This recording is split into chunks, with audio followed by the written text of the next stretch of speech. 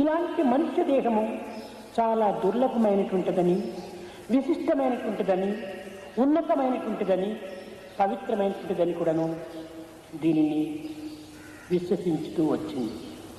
It also tells us that to be born as a human being is itself a unique event, one which is high and sacred and extremely difficult to get.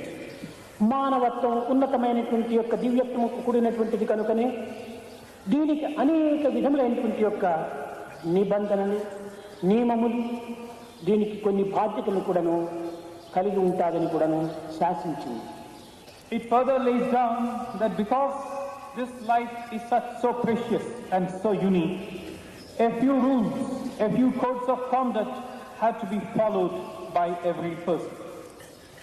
అధికారి ఎంత ఉన్నత స్థాయి ఎందు ఉండునో దానికి తగినట్టుగా బాధ్యతలు కూడాను అంత ఉన్నత స్థాయిని కూడి ఉంటాయి. A person in a certain responsible position certainly has to shoulder duties which are highly responsible to discharge. Prime minister, president ఇలాంటి ఉన్నతోద్యోగులు ఉన్నత స్థాయి ఎందు ఉండటం చేత వారి బాధ్యతలు, వారి నియమములు కూడాను అంత ఉన్నత స్థాయి ఎందే ఉంటుంటాయి. For instance, the Prime Minister or the President, because the high positions they occupy, would necessarily have to fall in tune with discharging their responsibilities in a compatible way. అదే విధముగానే మానవత్వము ఉన్నత స్థాయికి చేరినటువంటిది కనుక, ఉత్కృష్టమైనటువంటి స్థితిని కలిగినటువంటిది కనుక, దివ్యమైనటువంటి యొక్క జీవితమైనటువంటిది కనుక దీనికి ఉన్నతమైన, ఉత్కృష్టమైన, పవిత్రమైన కొన్ని నియమములు కూడాను కలిగి ఉంటుండాలి. In the same manner, because a life of an individual is so difficult to get, is so unique, so high and so sacred, the responsibilities which follow in the wake of such a life are also enormous and lofty. అయితే ఇట్టి బాధ్యతలను, ఇట్టి నియమములను గుర్తించి వర్తించేటువంటి మానవత్వం అతి దుర్లభం.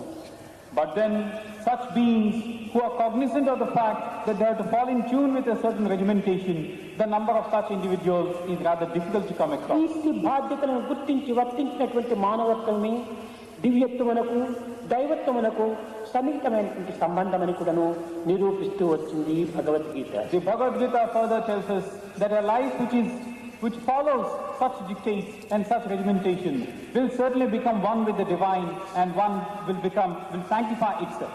ఈ మానవులకు ఏమిటి ఈ బాధ్యతలు? Now what are the responsibilities given to man? ఒకటి పాపం, First one, sin. రెండవది శాపము, Second is a curse. మూడవది శాసనం, Third is an order. నాలుగవది శాస్త్రం. The fourth is a shastra. ఈ పాపము అనేటువంటిది మిగిలినటువంటి పశుపక్షి మృగాదులకు ఏమాత్రం కూడాను అన్వయించదు.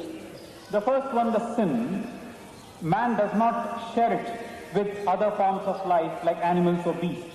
కారణమేమనగా దీని బుద్ధి కుశలత, విచారణా శక్తి, విజ్ఞాన ప్రజ్ఞానములు దీనికి ఏమాత్రము ఉండవు కనుకనే దీనికి ఈ పాపం అనేటువంటిది ఏమాత్రము అన్వయించదు. The animals and the beasts and the like do not have to contend with this sin because they do not possess an intellect, they do not possess the power to discriminate between good and bad and such other ways of deciphering a particular situation. నిత్యానిత్య విషయ పరిశీలనా శక్తి పశుపక్షి మృగాదులకు లేవు. The birds, the animals and the beasts cannot distinguish between what's good and bad, what's real and what's చెడ్డ not. విభాగము చేసేటువంటి యొక్క శక్తి ఈ పశుపక్షి మృగాదులకు లేవు. They do not also possess the capacity to decide what is good and what is bad. ఇది ఉపకారమా అపకారమా అనేటువంటి నిర్ణయించేసేటువంటి శక్తి కూడాను ఈ పశుపక్షి మృగాదులకు లేవు. They also do not have the capacity to decide whether an act is good or bad, harmful or not.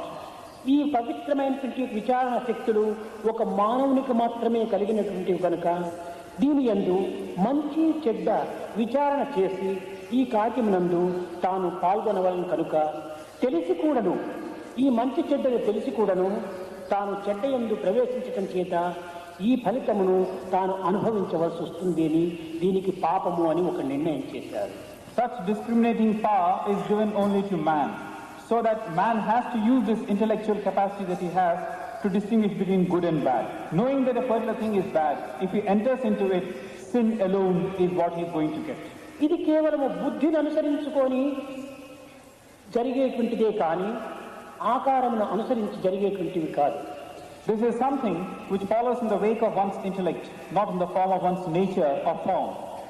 మానవుడు బుద్ధితో కూడినటువంటి వ్యక్తి కనుకనే ఈ బుద్ధి మానవత్వము రెండింటి యందు కలిగినటువంటి దివ్యత్వమును తాను ఇక్కడ ప్రకటించడానికి ప్రయత్నించాలి.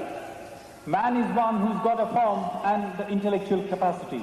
So here he should bring into perfect harmony the divine spark in him. ఇదే మానవత్వమునందు ఒక బాలుడో లేక ఒక పిచ్చివాడో చేయరానటువంటి పని చేసి కొన్ని ఇతరులకు అపకారమైనటువంటి కార్యములు చేసినప్పుడు ఇతని పైన ఏ న్యాయాధిపత్యం కానీ ఏ న్యాయ సంస్థ కానీ దీనిని ఏమాత్రం కూడాను దీనికి పాపముగా నిర్ణయించడానికి పూనుకోదు. Now supposing a particular thing which ought not to be done is done either by a child, a boy or a person who's mad. No person in the authority of passing a judgment can possibly say that these people have committed a sin. కారణమేమనగా ఇతను బుద్ధి యొక్క కుశల చేత కానీ ప్రజ్ఞానం యొక్క విజ్ఞానం తత్వముతో కానీ తాను ప్రవర్తించినటువంటిది కాదు కనుక దీనికి న్యాయస్థానము కూడాను కొంతవరకు క్షమాను అందిస్తూ వచ్చింది. The reason is either the boy or the person who's mad is not in a position to use his intellect. So where there is no play for the intellect, the judge would decide that one cannot possibly punish or pronounce a judgment that he has committed a sin. కనుక మానవుడు తెలివితేటలతో కలిగినటువంటి వాడు కనుక కూడినటువంటి వాడు కనుక బుద్ధి యొక్క చురుకుతనము మానవుని యందు అధికముగా ఉండటం చేత ఈ విచారణా శక్తి మానవుని యందు అధికంగా ఉండటం చేత మానవుడు ఇటువంటి పాపములకు పాల్పడరాదు అని దీనిని నిర్ణయం చేసింది.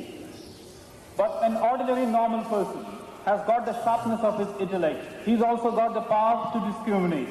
Such a person can possibly do no wrong knowingly. This is what has been laid down.